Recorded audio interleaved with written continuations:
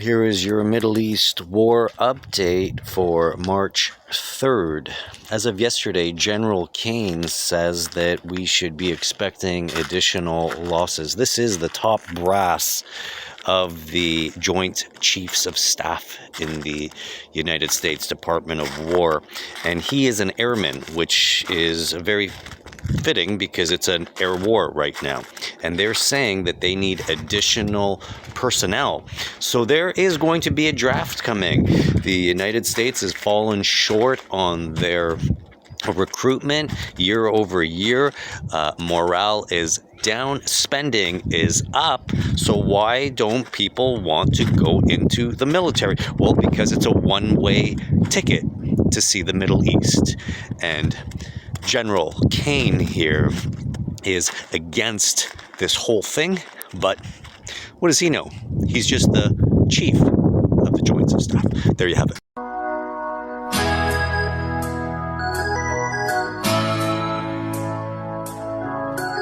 I call this picture Karma is a female dog.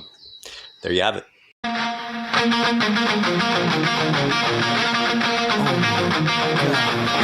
So you're probably wondering, how did F-15 Strike Eagles get shot down over Kuwait? Many staff in the armed forces are saying that they don't get paid on time.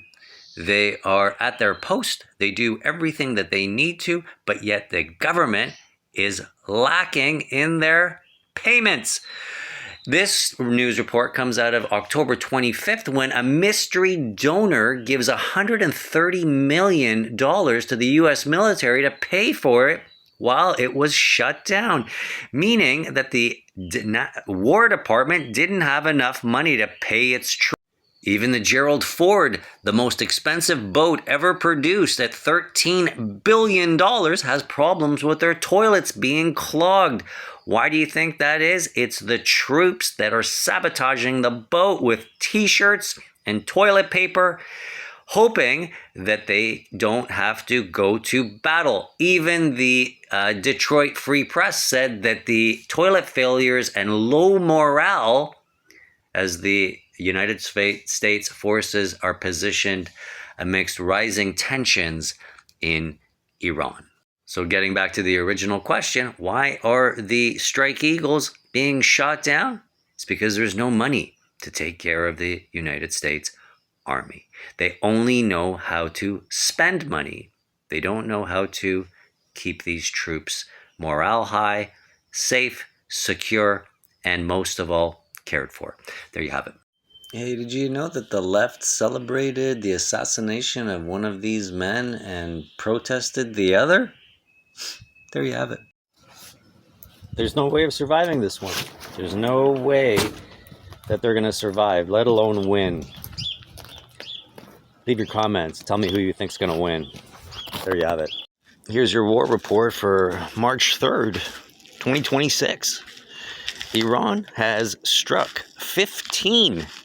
We've added one since last night. 15 military installations in these countries. Don't let them fool you to think that they're just willy-nilly targeting things. These are military bases. And one thing I'd like to point out is that Iran did this with the help of Yemen and Hezbollah. That's it. 2 factions. And now you have the war up in arms with the British, the French, the Canadians, the Kurds. They're all joining forces to come and fight one country. Yeah, one country. Iran is handing all of these superpowers their asses. Yeah, what's going to happen is that the might of Iran, Persia, is going to unveil itself. Because what's going to happen in the near future is you're going to see the United States beg Iran to slow down, to stop, just to give them some breathing room. You have to understand something, that the Patriot missiles, one of the best missiles the Americans have, they only produce 900 of them a year. Yeah, 900. How long do you think it's going to take before all 900 are depleted and they're going to start using sticks and stones? Well, I'll answer that question for you. If they fired 2 rockets a day, they would be done in 450 days. But they launch 10 rockets for every 1 missile that the Iranians send. So can we break that down into a matter of hours now? And also, I just want to add is that Iran lost its Ayatollah, and that was the only person in Iran that wanted no nuclear weapons. The next guy coming in might have a different set of rules. And, well, the fate of the Americans is in the hand of that new supreme leader. Alhamdulillah. There you have it. Let me introduce you to the communications director, Stephen Chung, from the White House. You would think that this guy was the bouncer at Melania's strip club, but actually, Mr. Chung is the communications director for the White House, and he doesn't even have a college degree. So on paper, I am more qualified than this bouncer. Communications director. There you have it. Hey, have you seen all the new recruits in the American Army and Air Force? Look at all these guys. They're all going to the recruiting office, going to Iran. You like it? There you have it. Oh, that's what it looked like. It brings me no joy to tell you that this is very irritating.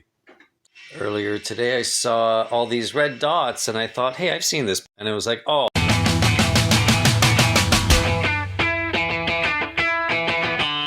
Wow, the UK plans to evacuate 300,000 Brits from the middle. And even if they were using the biggest planes like the Airbus 380 that houses, 500 passengers on a typical configuration, that would be 600 flights. Do you think that's happening fast? What about didn't they say evacuation? Doesn't that mean quickly? 600 flights is not going to be quick.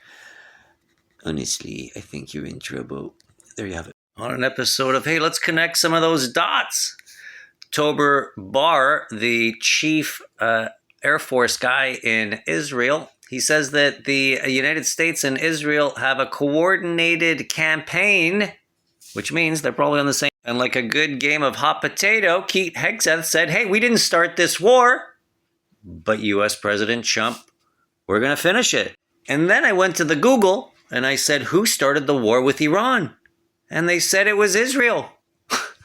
So if they're coordinated, and he says he didn't start the war, how did this F-15 pilot end up out of his plane walking on a dirt road? What's going on? There you have it. I was watching 60 Minutes the other day, and I came across this guy. Look at this guy's fucking nose. Kind of reminds me of my childhood friend, Gonzo. There you have it.